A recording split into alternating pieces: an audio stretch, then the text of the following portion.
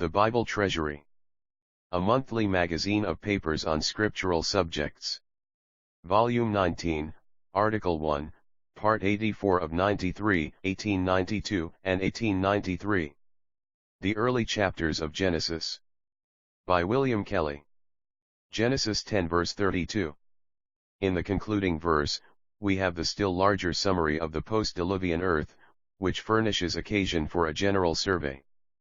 These are the families of Noah's sons, after their generations, in their nations, and by these were separated the nations in the earth after the flood. Verse 32. It is not only that mankind sprang from a single pair created innocent as Adam and Eve were. A fresh start for the race began after the deluge which judged the guilty mass. From Noah and his 3 sons preserved from destruction, conditions began which subsist today and will for their descendants till, with the clouds of heaven, the Son of Man come, to whom shall be given dominion, and glory, and a kingdom, that all peoples and languages should serve him. His dominion is an everlasting dominion which shall not pass away, and his kingdom that which shall not be destroyed. So recent comparatively is the history of man, and his tripartite separation of land and tongue, family, and nation. For instead of beginning with a single line, we have 3 heads with their wives, 3 great families to renew the history of man on earth with the experience derived from the antediluvian earth. What can be vainer than the dreams of men? From the only evidence we have, happily the highest, surest, and most authoritative of testimony, we know that primeval man was as far as possible from savagery. He was set in a garden or park of delights, where grew every tree pleasant to the sight, and good for food. Even when transgression entailed man's expulsion from paradise and sons were in due time born, the elder was a husbandman, the younger a shepherd. Town life began for some, nomad habits for others, the forging of tools, bronze and iron, and the making instruments of music, wind and stringed, all this before our first parents died. It would seem in fact that it was after not only the deluge but the dispersion of the various families, that the more distant and isolated tribes degenerated into a savage condition. To this deserts and forests, marshes and mountains, would expose men, when they found themselves severed from others by distinct tongues, and the national barriers drew in their train opposing interests, and the difficulties of subsistence increasing with the population. Hunting soon led to encroachment on human liberty, as our chapter has shown. There was corruption and violence before the flood, a great reason for it though by no means the only one, but there is no evidence of idolatry till after.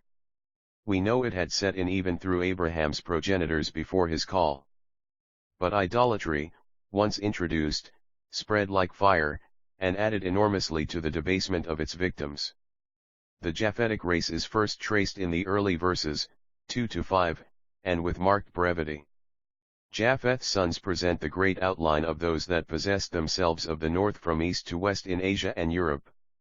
From 2 only do we hear of descendants, though doubtless, all had, but here we have only the sons of Gomer and of Javan. These were respectively the families which peopled Asia Minor, and Armenia on the east, and the sons of Javan whom we cannot fail to identify with the Greek or Hellenic families, extending to Spain, France, Italy, and Sicily, the isles or maritime coasts of the nations. Much more detail is assigned to Ham, who occupies verses 6-20.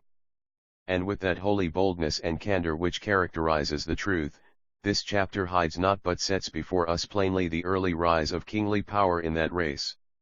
The beginning of Nimrod's kingdom was Babel, and Erech, and Akkad, and Calneh, in the land of Shinar. Nimrod was of Cush, Ham's eldest son.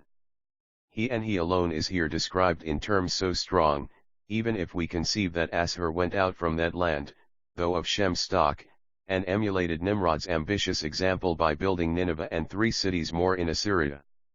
The sons of Cush include much beyond Ethiopia, but are distinct from Mizraim and Phut as well as Canaan, minutely enumerated, though none so much as that race accursed of God which Israel was responsible to blot out. Last, of all, we come to Shem's descendants in verses 21-31, singularly described as father of all the sons of Eber, brother of Japheth the elder. Eber led the way through Peleg in due time to the father of the faithful. If Shem had not the natural priority over Japheth, he preeminently had the blessing, as Canaan the curse.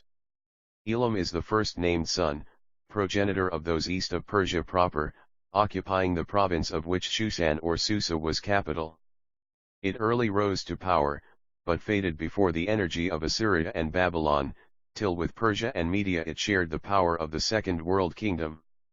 Arphaxad will find his developed place in Genesis 11. The Lydians answered to Lud, and Syrians to Aram. Attention is drawn under Peleg to the significant fact of the earth divided in his day. And the list closes with Joktan and his sons who fill Arabia from southwest to northeast, as the Ishmaelites, Keturaites, and Edomites distinguish the north and west.